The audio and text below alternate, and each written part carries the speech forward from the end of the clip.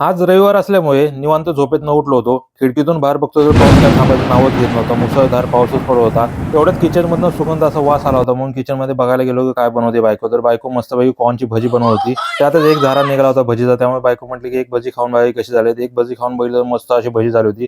लगेच प्लेट उचलली आणि भावाला पण खायला दिली टेस्टसाठी. भावाने पण एक भजी घेतली आणि टेस्ट करून सांगितलं की भजी कशी झाली, ते मस्त झाली होती.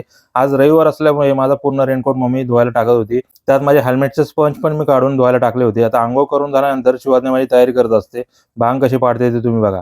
आता शिवानी भांग पाडून झाल्यानंतर शिवानी गेली किचनमध्ये. तोपर्यंत मी लगेच उठलो. भांग बिंग झाला, फ्रेश झालो. फ्रेश होऊन आता आलो हॉलमध्ये. हॉलमध्ये आल्यानंतर बाहेर मस्तपैकी पाऊस पडत होता. कॉर्नची भजी आणि कॉफी, वा एक नंबर कॉम्बिनेशन होतं. आता भजी खाऊन चाललो होतो आम्ही बाहेर, कारण की मम्मीचा आज वाढदिवस होता आणि आज वाढदिवस असल्यामुळे आम्हाला केक बिक सर्व आणायचं होतं, सामान घ्यायचं होतं. आणि हीच खबर आमच्या शिवानीला लागल्यानंतर शिवानी पण बोलली की मी केक घ्यायला येणार, शॉपिंग करायला येणार. त्यामुळे शिवानीला रेनकोट घालून तयार केली मस्तपैकी. आता शिवानी तयार झाल्यानंतर ती पुढे जाऊन उभी राहिली होती. आम्हाला पहिल्यांदा डेकोरेशनचं सर्व सामान घ्यायचं होतं, त्यामुळे बायको डेकोरेशनचं सामान घेत होती आणि मी आणि शिवानी चर्चा करत होती केक कोणता घ्यायचा म्हणून. डेकोरेशनचं सामान घेऊन पोहोचलो परेलमध्ये असलेल्या मेहरवान्स केक शॉपमध्ये. केक शॉपमध्ये आल्यानंतर शिवानी जो बोलत तो केक आम्ही घेत होतो. शिवानीने चॉकलेट कलरचा केक सिलेक्ट केला. मग चॉकलेट कलरवर आम्ही केक घेतला. घरी आलो. घरी आल्यानंतर डेकोरेशनची सर्व तयारी करायची होती मला. त्यामुळे पहिल्यांदा फुगे फुगवून घेतले. फुगे फुगवून झाल्यानंतर आता आम्हाला पताके सर्व लावायचं होतं. त्यामुळे फटाफट आम्ही पताके सर्व लावून घेतले.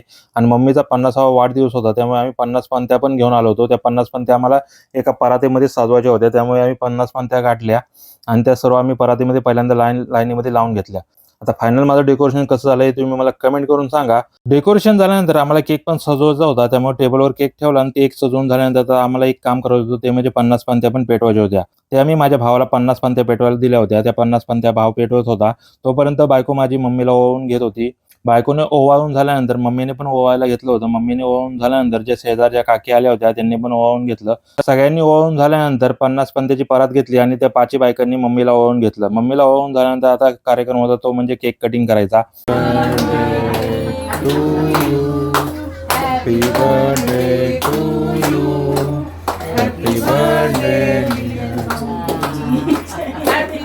सगळ्यांनी केक कटिंग करून घेतला. केक कटिंग झाल्यानंतर मम्मीला पण केक भरवला. अशा प्रकारे आमच्या मम्मीचा वाढदिवस 50वा आम्ही साजरा केला होता. तुम्हाला वाढदिवस कसा वाटला हे मला कमेंट करून सांगा आणि जर तुम्हाला आपले व्हिडिओ आवडत असतील तर आपल्या पेजला नक्की फॉलो करा.